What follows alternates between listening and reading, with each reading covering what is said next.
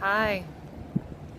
So here I am. I decided to come to the sea even though my family, they don't want to come outside. They are totally ensconced in the house and they don't want to go out.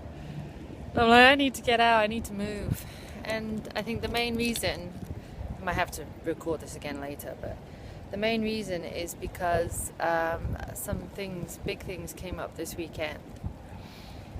And I think it has a lot to do with the health journey that I'm on too. And whatever it is, I'm taking full responsibility for it, don't get me wrong. But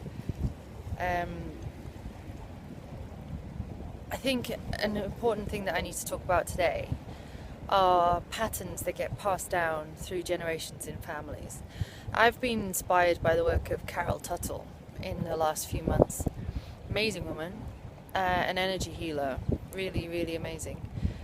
And it makes you really question some of the ideals that you take as truths and start to question where they come from and whether or not they are really truth and really true. And so for me, that's been a long journey to try and figure it out, like a big ball of wool. I've had to pull at it and pull at it and pull at it. And in my family, a pattern that's been passed down basically on both sides of my family is sacrifice. That we sacrifice ourselves for our family, for our children, and we hand in life bars in order to make our family prosper. And I get why it happened. It was quite essential in times when there wasn't plenty and there wasn't more, and you wanted to let your children survive, so you gave all the food to your kids. And as a woman, you would then also give it to your husband and to your kids, and you would end up taking up the slack. And I've seen that in my life. I've seen it with my family, where people have handed in energy bars, and the effects haven't always been good, if I'm honest.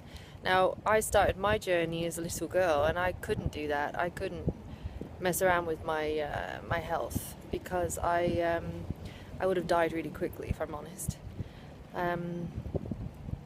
And what comes with that sacrifice is a sense of deserving.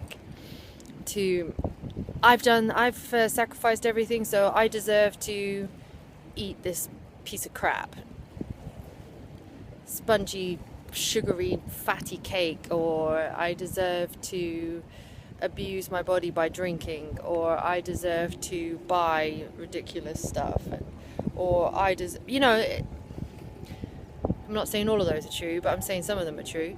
And so that sense of deserving, coupled with a sense of sacrifice, is quite dangerous, and I've seen it actually kill members of my family. And yeah, I'm being dramatic, but that's me. So, you know, I'm figuring this out for myself. So I couldn't do it with my health.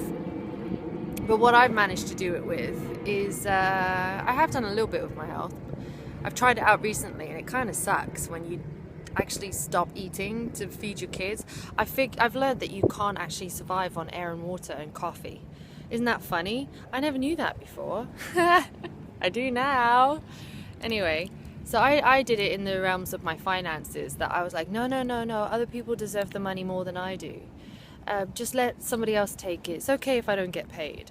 And I've really, really, really, really gone a bit too far with that, to the point now when we are actually in quite a bit of financial bother. And I know that I take complete responsibility for my part in it. And within 24 hours, we've got to solve a problem that's quite huge, and we need to figure it out really fast. So I know that we do that in our family. We sacrifice, and it's a messed up pattern that used to serve our family, and now it doesn't serve them anymore. It doesn't serve me anymore. So I'm decided to give it back to my ancestors, and I really have no use for it anymore, because there is more and there is plenty, and there's no reason for us to starve in order to procreate to let our children survive. If I have all my 4 blocks under me, firm and strong, you know, in the region of health, wealth, happiness, and wisdom, if I stand strong on there, then I can really fly. And so I've decided that I'm going to let it go, and I needed to come to the sea to do that. I love living in the sea. I have to let it go. I have to let go of that pattern, and I have to give it back to my ancestors because they needed it, and I appreciate it, because without that I wouldn't be here. My family wouldn't have survived, and I really, really do appreciate it for what it is, but it doesn't serve me, so I'm giving it back. And the new truth that I have is that standing on a strong foundation of health, wealth, wisdom, and happiness, I can really, really, really follow my path, and I can create, and I can give, and I can support my family. And I have this movement that I really loved, that I worked out in my meditation today. It's like I'm taking and receiving, and I'm putting some down to save, and I'm giving to others, and then I'm creating. And I'll have to record it properly, because it's actually a really beautiful movement that I found a lot of comfort for. And it's not that any one component in there is more important than the other. Receiving and saving and giving and creating, they all are important, but if you stop in one of them, then you lose the essence of it all, which is the flow. The most important thing is that it flows, and you have to let it keep flowing. You have to keep receiving, you have to keep providing for the future, you have to keep giving, and you have to keep creating. At least that's what works for me. I said this all to Hein, and he was like, yeah, that makes sense to you. That is not going to help me. So, he's a very different person. So how I'm helping him is that I spend a lot of my time making sure the flow in our house works. So I'm cleaning up everything and making sure that all of the physical things are ready for him to be able to flow into his life. And the same for my children, that I've created that environment for them so that I can honor their natures and their energies. And I find that really important. But I'm giving the sacrifice, the pattern of sacrifice away. I'm letting that go. So whatever it is in your family, I can't speak for anybody else's family, I can only speak for my own. This is my experience. My husband has a completely different pattern in his family, and I haven't explored it too much right now in this sense, but I really am curious about other people's patterns in their families, and so I'd like to know more about what it is in your family that's been passed down to you, and what could possibly be blocking you in your health journey.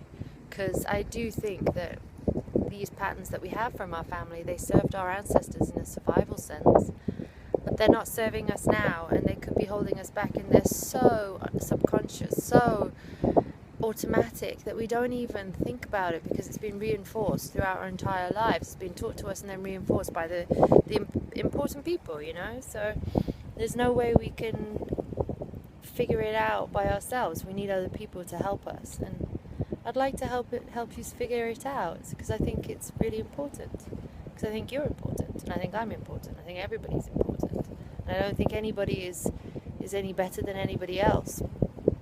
And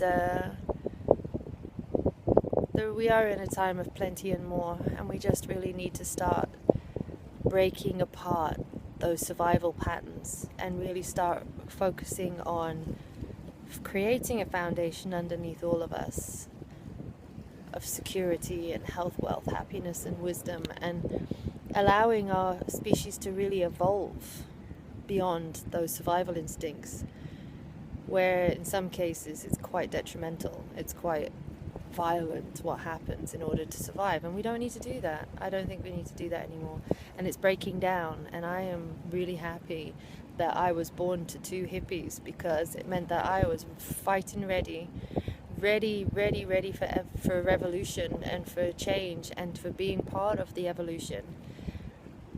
And so that's that, really.